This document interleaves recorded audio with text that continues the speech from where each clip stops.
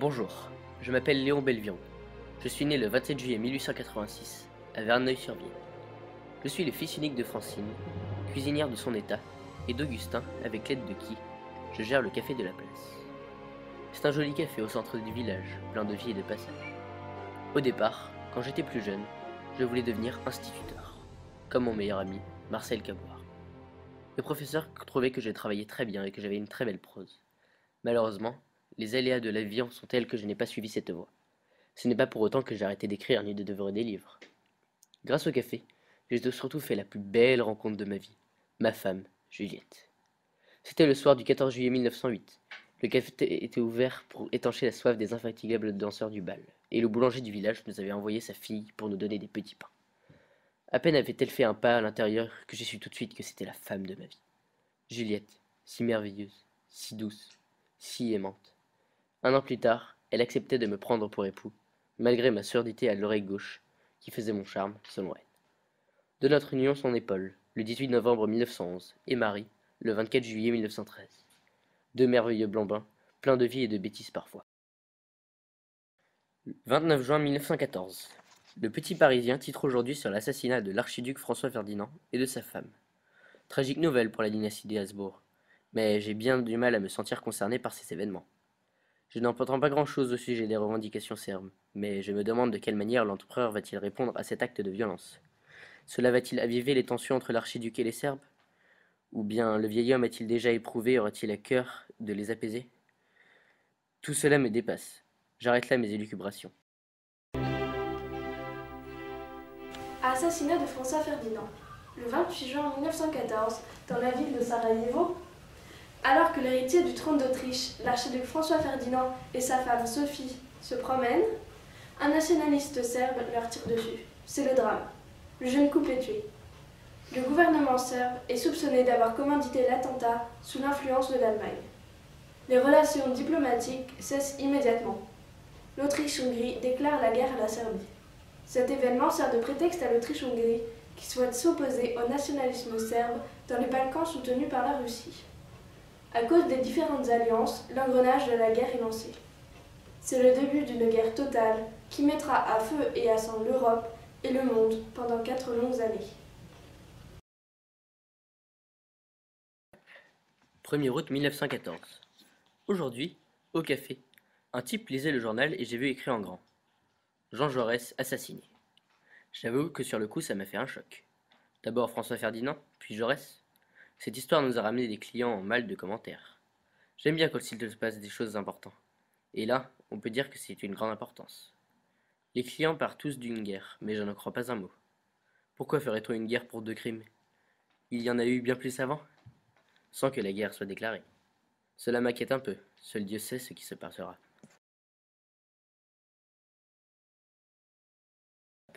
2 août 1914. Bouleversement général dans notre petit monde bien organisé. Aujourd'hui, vers les 10 heures, des officiers en habits noirs sont venus placarder des affiches un peu partout sur les murs du village. Immédiatement, des petites grappes de personnes se sont rassemblées devant. Puis, elles se sont dirigées vers le café. Pas pour boire un verre ou pour prendre un repas, non, c'était pour commenter l'événement. Vous avez vu, mobilisation générale. Voilà enfin l'occasion pour nos petits de montrer leur bravoure. Qui va s'occuper de la ferme? Je vous dis, moi, que ça va dégénérer comme en 70. Grand-père, qu'est-ce que vous racontez? On va les mater c'est tellement. Et vite, je me vois déjà. Regardez-le, ce fanfaron, il se voit déjà général. Les différentes alliances et l'entrée en guerre. La Triple Alliance était l'alliance qui unissait l'Allemagne, l'Italie et l'Autriche-Hongrie. Cet accord défensif a été conclu en 1882, tandis que la Triple Entente était l'alliance qui rassemblait le Royaume-Uni, la France et la Russie. Elle a été mise en place en 1892. Ces deux camps se sont confrontés et ont pris part à de nombreux accords secrets et officiels. Cette guerre dévastatrice a été déclenchée par de nombreux événements, notamment l'assassinat de l'archiduc François Ferdinand d'Autriche. Suite à cela, l'Autriche-Hongrie a déclaré la guerre à la Serbie. Puis, l'Empire allemand déclare la guerre aux Russes, aux Français et aux Belges, etc. Puis, en 1917, le 6 avril, les États-Unis déclarent la guerre à l'Empire allemand. 27 août 1914. Georges est rentré comme un beau diable ce matin au café. Il était tellement essoufflé qu'il nous a bien fallu 5 minutes pour arriver à le comprendre. Il gesticulait et criait à la fois. Je suis le Molisée, qui disait. Mon cousin souriait, il était content. Tout le monde autour de lui l'a applaudi. Mon petit Georges va aller se battre et il va défendre notre honneur. Que je suis fier de lui. Il ne tenait pas en place dans les cafés.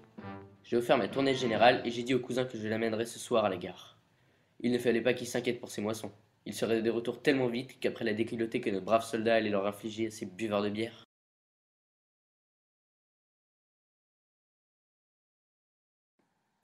29 août 1914. Ce matin, mon ami Marcel avait rendez-vous avec le médecin militaire. De suite après, il est passé me voir chez mes parents pour tout nous raconter. Ils l'ont ausculté et il a été exempté en raison de sa petite taille. Il était déçu de ne pas pouvoir servir sa patrie en combattant, mais il m'a dit qu'il compenserait en encourageant la flamme patriotique de ses élèves. Dès demain, il leur enseignera les chants qui motivent les troupes.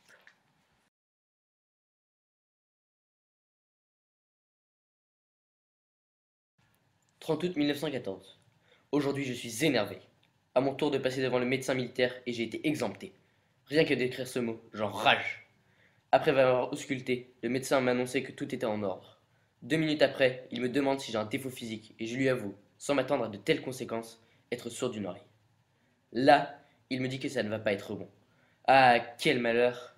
Si j'avais su que ma spontanéité me causerait autant de tort. Pourquoi? Qu'est-ce que j'ai honte de ne pas pouvoir rejoindre mon cousin? À cause d'une fichue oreille. Pour qui va-t-on me prendre?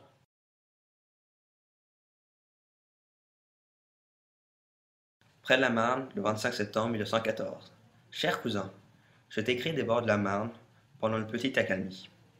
Après vous avoir quitté à la gare, j'ai voyagé plusieurs jours dans un train bondé et étouffant. Arrivé aux alentours de Paris, je suis rentré dans la capitale avec ma compagnie. Nous avons été conduits par les taxis réquisitionnés jusqu'au camp. Tu aurais dû voir ça, incroyable. J'étais surpris de voir combien les Parisiens étaient frivoles et ne pensaient qu'à se distraire, en dépit de la guerre qui couve. Le jour suivant, la réquisition des taxis. Nous sommes partis au combat.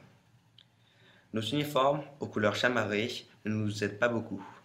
Mais nous sommes les plus forts et on va gagner vite fait cette guerre.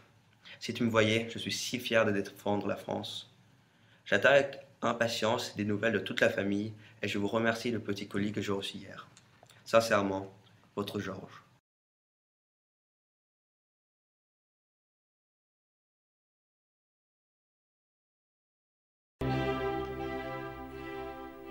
La bataille de la Marne. La bataille de la Marne a eu lieu du 5 septembre au 12 septembre 1914. Elle est connue car c'est ici que l'armée française, sous le commandement du général Joffre, a stoppé la percée de l'armée allemande, qui tentait d'atteindre Paris.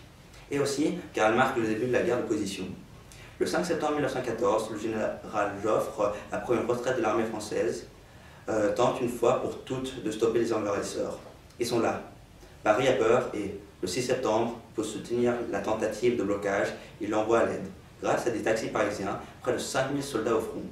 Ces taxis deviendront le symbole de cette bataille. Et c'est, avec l'aide de l'armée anglaise, que la poussée des Allemands est stoppée. À partir du 12 septembre 1914, un front de plusieurs centaines de kilomètres va se former. Une terrible guerre de position peut avoir lieu.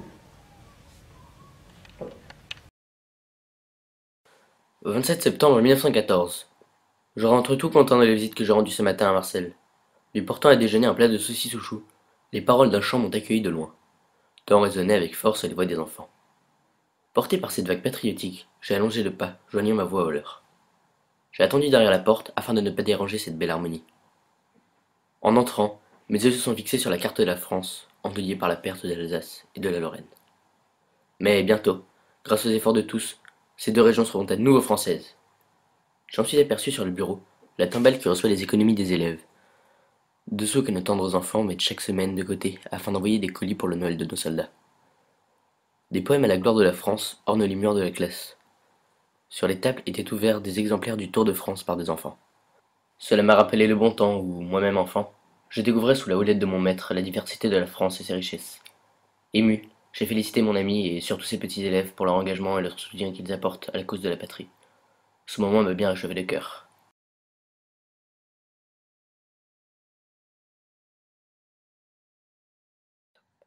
« 1er octobre 1914. Les gendarmes sont venus, et ils avaient une mauvaise nouvelle à nous annoncer. Georges, mon cher cousin, il est mort. Je ne peux pas le croire. C'est un triste jour pour toute la famille. Je n'arrive plus à écrire.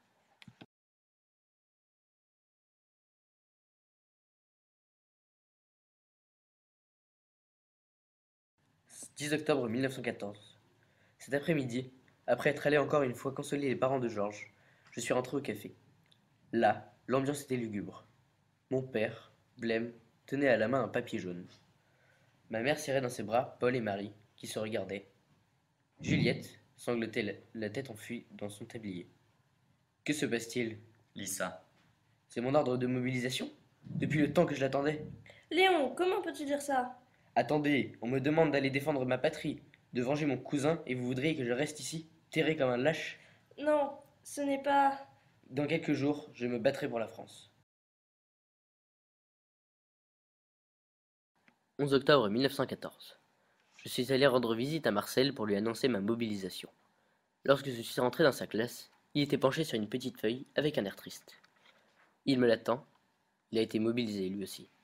J'ai essayé de le consoler en lui expliquant que ça ne durerait pas et qu'avec un peu de chance, on serait dans le même régiment. J'ai compris que ses élèves comptaient beaucoup pour lui et qu'ils allaient lui manquer.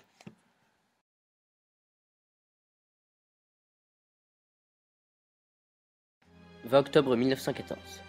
Aujourd'hui, nous sommes allés à la gare avec ma famille et Marcel. Ce dernier avait l'air un peu triste de quitter son école et son village. J'étais débordant d'enthousiasme. Paul me tenait par la main et m'interrogeait sur tout. Marie était dans les bras de Juliette et la regardait, l'air inquiet. En effet, celle-ci ne pouvait pas s'arrêter de pleurer. Mes parents étaient aussi blêmes qu'à l'arrivée de l'ordre de mobilisation. Nous avons laissé Marcel à son train, après force embrassade. Ce fut à mon tour d'y monter. Peu après, le train s'est ébranlé lentement. J'ai regardé ma famille s'éloigner. Je n'avais pas peur. Je sais que j'allais vite revenir.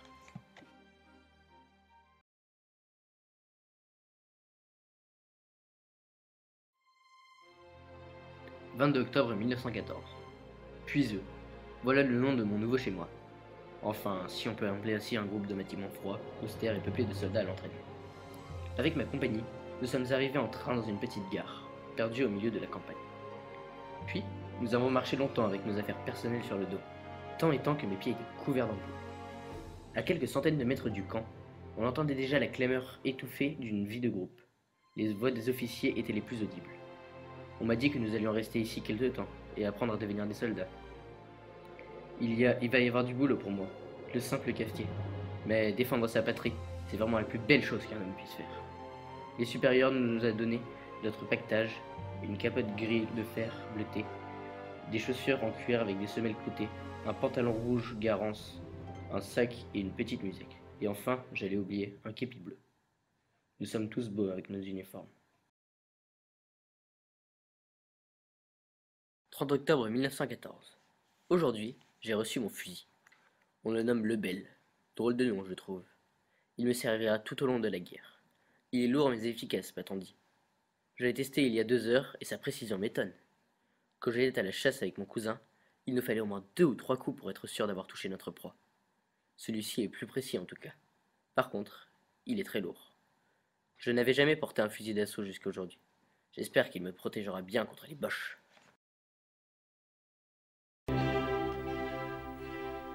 Le Lebel, le fusil modèle 1886, appelé plus couramment le Lebel, a été adopté par l'armée française en mai 1887. Il tient son nom d'un des membres qui ont contribué à sa création, le colonel Nicolas Lebel. Il a été utilisé comme fusil de l'infanterie jusqu'au lendemain de la Première Guerre mondiale et occasionnellement jusqu'à la Seconde Guerre mondiale.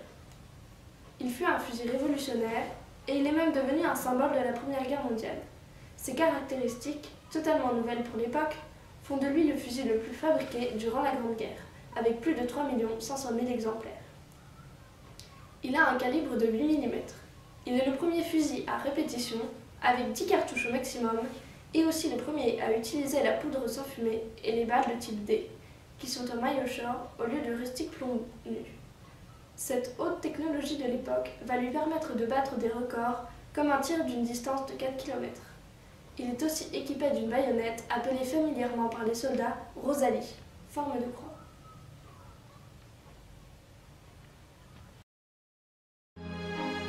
Le 1er décembre 1914, à Verneuil-sur-Vienne.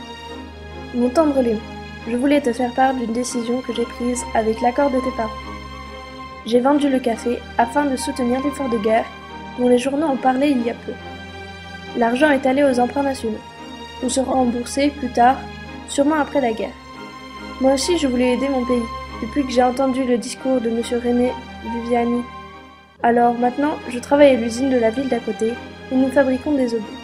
Je poinçonne chaque obus après les avoir vérifiés. Ton père s'occupe des enfants et fait de petits travaux par-ci par-là. Je crois qu'il s'ennuie un peu, sans l'agitation perpétuelle du café. Hier, j'ai beaucoup ri quand j'ai appris qu'on nous surnommait les munitionnettes. Les enfants vont bien, ils sont fiers de leur papa. Je pense à toi tous les jours. As-tu reçu ton colis de la semaine dernière? Je t'embrasse. Juliette, ta petite femme qui t'aime fort.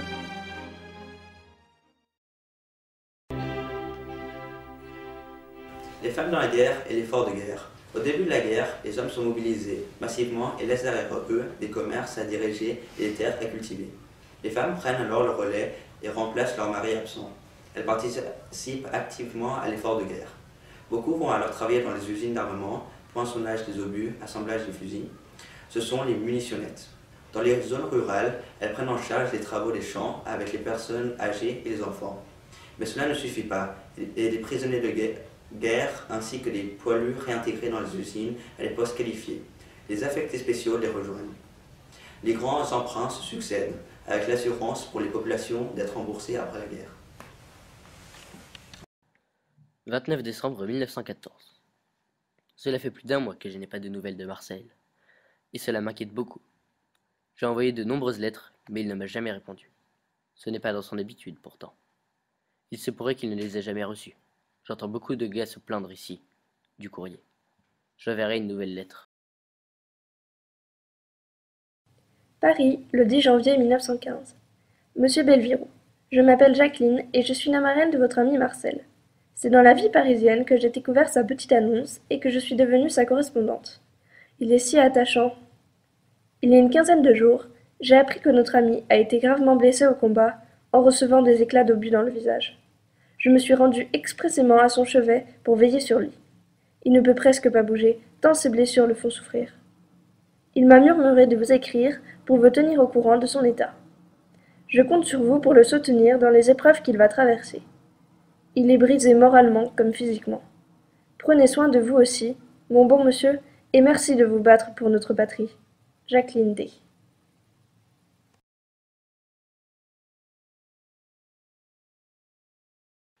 5 mars 1915. Aujourd'hui, le lieutenant nous a annoncé qu'on quittait le camp. Mais comme d'habitude, nous ne connaissons pas la destination.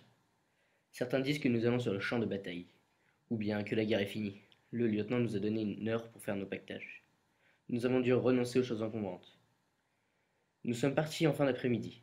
Après une heure de marche, une pause. Enfin, j'entends le lieutenant nous appeler. Nous arrivons au front. Le fameux front.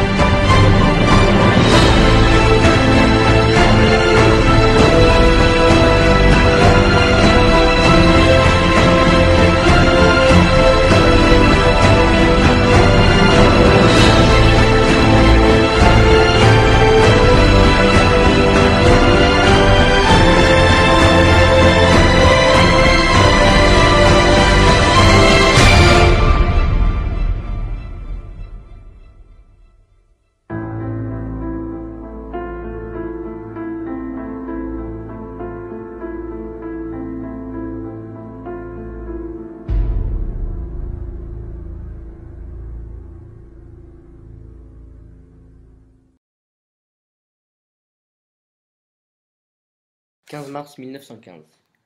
Le quotidien dans la tranchée est toujours le même. La nuit, si je ne suis pas de garde, je peine à m'endormir. Mes cheveux infestés de poux n'arrêtent pas de me démanger. La fraîcheur printanière me gèle jusqu'au bout des pieds. Puis, le jour, c'est l'attente oppressante de l'attaque. Tout à coup, les obus font exploser la terre à quelques mètres de nous. Les fusils tirent en rafale et fauchent quiconque ose bouger. Parfois, les mitrailleuses s'enrayent et nous en profitons pour faire une avancée. Il faudra attendre la nuit pour aller chercher les morts et les blessés. Quand nous en avons le temps, nous avalons quelques cuillerées d'un gruau infâme ou d'une soupe composée de légumes que les rats n'ont pas mangés. Les rats. Ici, ils grouillent de partout. C'était une véritable infection. Les tranchées. Après quelques semaines d'offensives de grande ampleur, les troupes s'enterrent, ne parvenant plus à prendre le dessus sur le terrain. Des tranchées s'étendent sur plus de 700 km et sont creusées tout au long du front. Dans ces tranchées sinueuses, la boue s'installe avec le froid, les rats et les poux. Les tranchées sont profondes de 2 ou 3 mètres, surmontées de sacs de sable formant un parapet. Le sol est recouvert de fagots ou de branchages pour isoler les soldats de la pluie ou de la boue. Les parois, dans lesquelles sont parfois enterrés des cadavres, sont consolidées par des planches ou du grillage. Souvent, les tranchées fonctionnent par groupe de 3. La première, la deuxième et la troisième ligne. Ces 2 dernières servent à se replier si la première tranchée est prise par l'ennemi. Devant les tranchées, il se trouve un no man's land de quelques dizaines de mètres, semé de pieux, de fils barbelés séparant ainsi les 2 camps.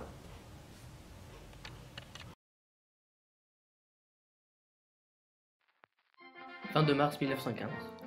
Aujourd'hui, j'ai rencontré un Anglais nommé William Peterson. Les Anglais et les Français collaborent pour repousser les Boches. Il était sympa ce petit gars, et qu'est-ce qu'il parlait bien français. Il m'a parlé de sa famille restée en Angleterre. Lui aussi, il a 2 enfants. On s'est montré les photos. Je lui ai offert de la gnôle pour fêter notre rencontre. Il m'a expliqué que, pour motiver les troupes, un bataillon anglais a trouvé une imprimerie afin d'éditer des journaux satiriques. Il m'en a même donné 2 extraits. Heureusement qu'il me les a traduits. On a bien rigolé, et après, je lui ai appris une petite chanson bien de chez nous. Ça fait du bien de rire un peu quand même.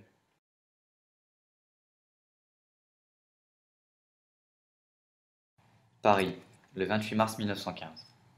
Cher Léon, je t'écris de mon lit d'hôpital, au Val-de-Grâce, où je serai sûrement encore bloqué durant un certain temps. Je suis défiguré.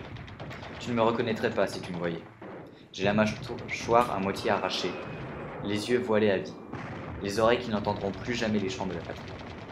Je t'épargne les détails les plus macabres.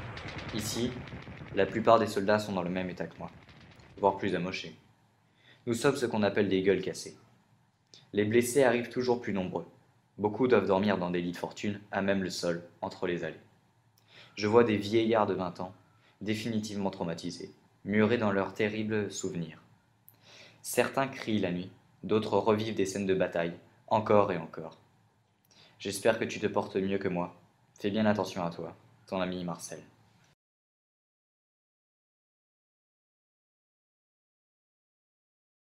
10 avril 1915.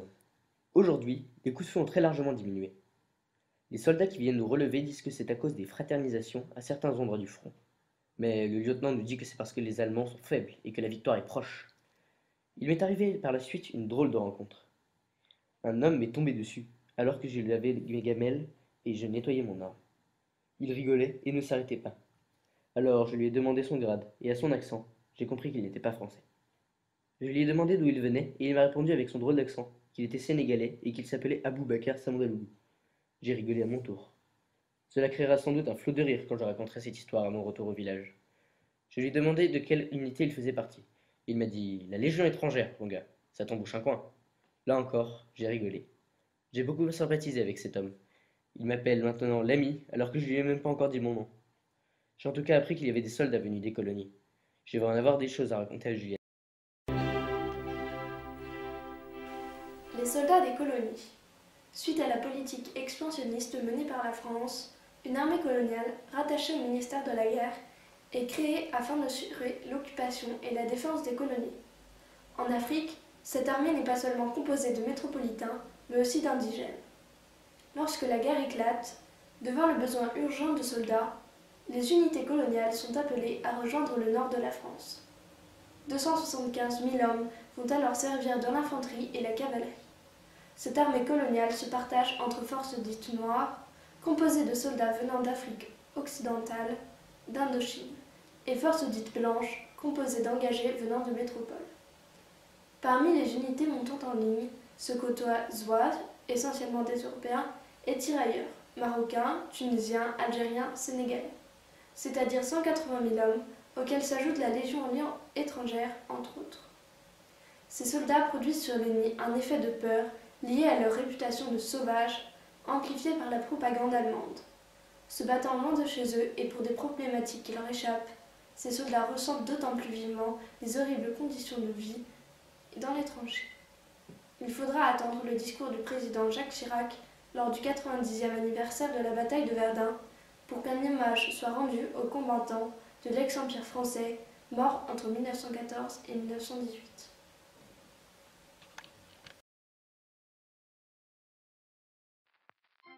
Le 25 avril 1915. Aujourd'hui, alors que mon compagnon François Jacot a porté la soupe, les Boches lui ont tiré dessus. Bien heureusement, il n'a pas été atteint, mais la soupe a été remplie de terre. J'en ai marre de cette guerre. Déjà qu'on est bombardé et qu'on risque sa vie tout le temps, il nous empêche même de manger la soupe chaude. Encore que le pinard n'a pas été touché, lui, et qu'il reste un peu de singe d'hier. Parfois, je rêve de la nourriture que Juliette et maman faisaient au café. Maudite guerre. 30 avril 1915. Ce matin, une attaque plus violente que les précédentes s'est produite. Les obus, contrairement à d'habitude, sont tombés au bon endroit, en plein dans la tranchée. La bataille avait à peine commencé que, déjà, un grand nombre d'hommes étaient morts, sans que nous puissions rien faire. Nous n'avons pas attendu l'attaque ennemie pour riposter. Les Boches aussi avaient droit à leur pluie de but. Obus contre obus, mitrailleuse contre mitrailleuse, puis soldat contre soldat. J'ai été obligé de tuer un homme, même s'il était allemand. C'est tout de même un homme comme les autres. Je me sens coupable. Pour arranger les choses, une rumeur dit que les Allemands seraient en possession de gaz. La chance semble nous quitter peu à peu.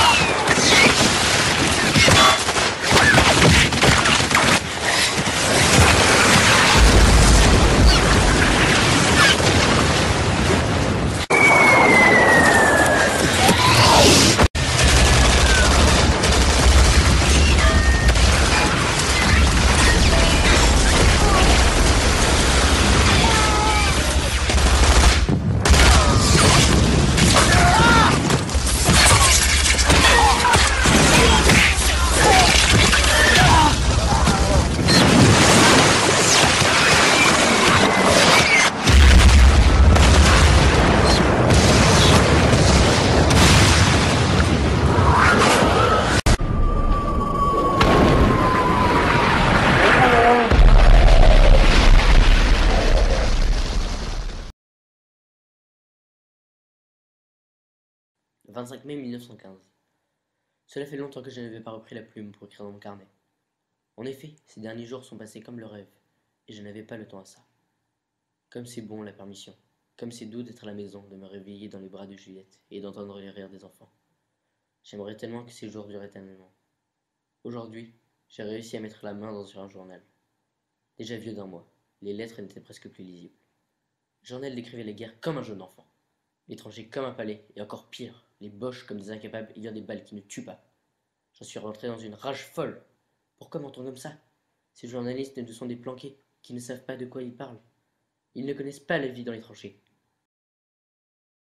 12 juin 1915. Je suis revenu depuis quelques jours et je viens d'apprendre une terrible nouvelle. Pendant ma permission, mon compagnon, François Jacot, a été fusillé par un supérieur car il a refusé de mettre un pantalon sale et déchiré.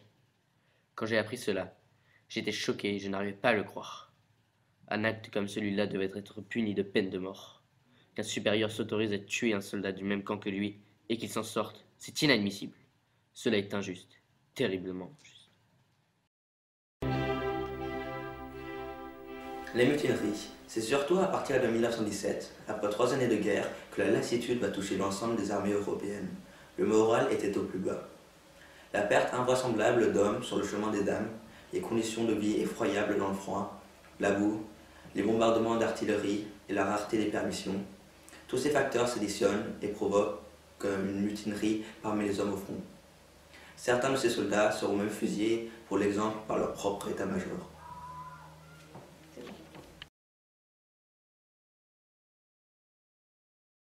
« 25 février 1916. Chère Juliette, je te souhaite un très joyeux anniversaire.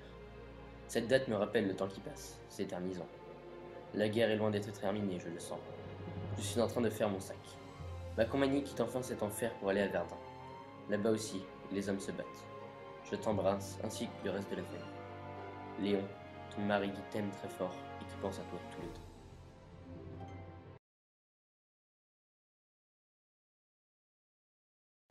26 février 1916. Aujourd'hui, nous sommes le 26 février et on m'a annoncé hier que je devais partir pour Verdun. Les chefs disent que ça va être une bataille facile et rapide. Arrivés au lieu-dit, nous nous sommes installés dans une tranchée secondaire en attendant la relève pour passer dans la branche primaire. Le fameux front. Là, déjà, on entendait une sorte de bourdonnement incessant. Cela ne se peut pas, ai-je pensé. À 18h, le corps sonne et nous partons pour le front. Fier de moi, j'avais pris mon fusil et mon paquetage en me disant que si j'étais courageux, cette guerre interminable prendrait fin par une victoire bien méritée. Nous avons croisé les soldats qu'on relevait, et là, ma fierté et mon courage ont disparu subitement. Ils n'étaient que 10, et pas un seul en bon état. Mais nous n'avons pas eu le temps de mieux les observer. Une attaque allemande éclatait. Nous avons sauté dans la tranchée, et par chance, j'ai été le seul à ne pas atterrir sur un corps, mais dans 30 cm debout. Ce soir-là, j'ai réalisé que 2 personnes avaient menti aujourd'hui. Mon supérieur en disant que la bataille sera rapide, et moi-même en pensant que la guerre allait vite finir. Les rafales d'obus tonnaient comme de la grêle. Cette bataille était un enfer. Ça faisait 8 heures que j'ai tiré à travers de la fumée. Je suis maintenant le plus haut gradé de ma compagnie, car notre supérieur est mort, fauché par une balle en plein cœur. La faim me gagne et la soif me tue. Quand allons-nous être relevés? Nous ont-ils oubliés? Les hommes souffrent, je les entends. La soif n'est plus tenable. Il y a un étang, c'est trop tentant malgré les mètres de corps autour. Un bleu m'a retenu. Il m'a probablement sauvé la vie. Dans 2 heures, je serai de retour au front. Les personnes qui s'y sont opposées sont passées en conseil de guerre. Alors, je n'essayerai pas.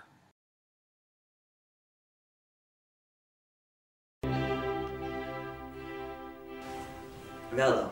La bataille de Verdun est la bataille symbolique de la Première Guerre mondiale et le lieu de 21 février jusqu'au 16 décembre 1916. Elle est connue pour 2 grandes raisons. Première raison, l'ultime violence et l'atrocité des combats. Les soldats français s'opposent aux forces allemandes à proximité de la ville de Verdun. Pas de pitié, les Allemands, tout comme les Français, sont dépités, morts de soif, de faim et d'infection. Dans les tranchées improvisées, remplies de chair, de boue, de sang et de rats. Les hommes sont prêts à tout et se mutilent pour pouvoir quitter ces combats. Ils se jettent dans une mare d'eau croupie sous le nez de l'adversaire qui leur tire dessus. Les gradés ne réfléchissent plus et envoient leurs troupes à la mort certaine. Ils n'ont plus qu'une idée en tête, faire reculer l'ennemi.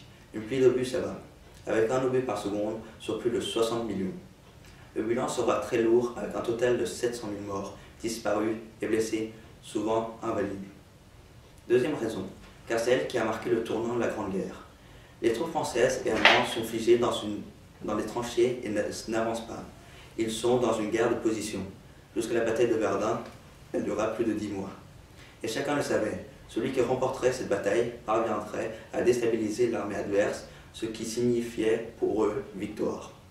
Alors que les troupes allemandes commençaient à faire des ravages, Ils s'affaiblirent et les Français reprirent la tête, puis vice-versa, jusqu'à épuisement total de courage, d'espoir et d'hommes. Ce fut donc la France qui remporta ce combat, quoique remporter est bien un grand mot. 6 avril 1916. J'en ai assez. Assez de cette guerre, dont on revient traumatisé à vie. Assez de nos chefs qui nous obligent à tuer nos semblables. Assez de Verdun, qui ne ressemble plus à un paysage terrestre. Assez de voir tuer des enfants, des soldats pour rien. Ma famille me manque. Pour arranger le tout, une pluie fine détrempe nos vêtements et transforme la tranchée en torrent de boue. Les obus déterrent les cadavres qui surgissent soudain, blafards devant nous. Au secours, faites cesser tout cela. Écoutez les pauvres soldats, votre chair à canon.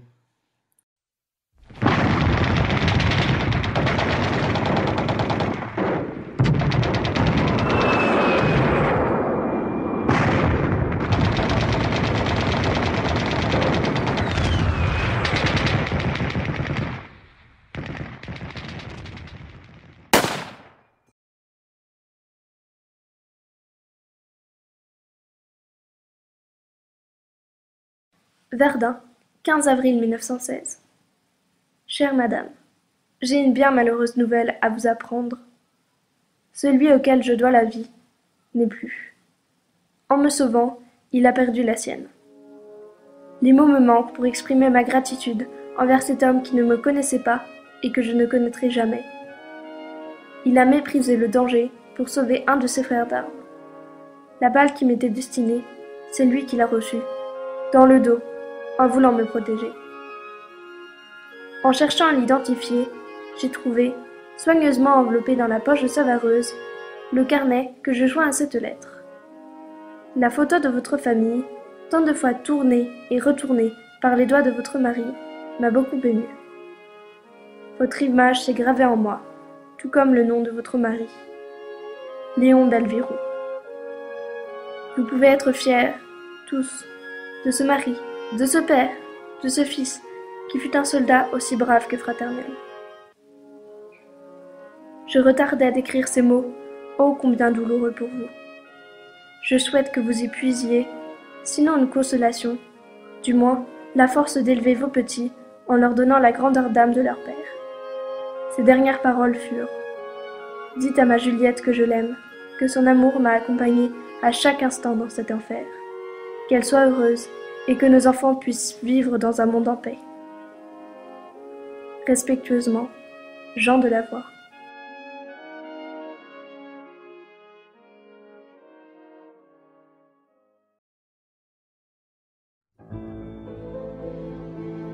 Nous voulons dédier ce travail à tous les Léons, Marcel, Georges, Aboubacar, William, à ces hommes de toutes les patries et de tous les horizons qui ont fait preuve de courage. À toutes ces Juliettes qui ont perdu un mari, un frère, un ami. À tous ces Paul et Marie qui ont perdu un père. C'est grâce à eux, à leur sacrifice, à leur bravoure, que nous connaissons aujourd'hui la paix. Ne les décevons pas, ne les oublions pas, car comme a dit le maréchal Foch, un peuple sans mémoire est un peuple sans avenir.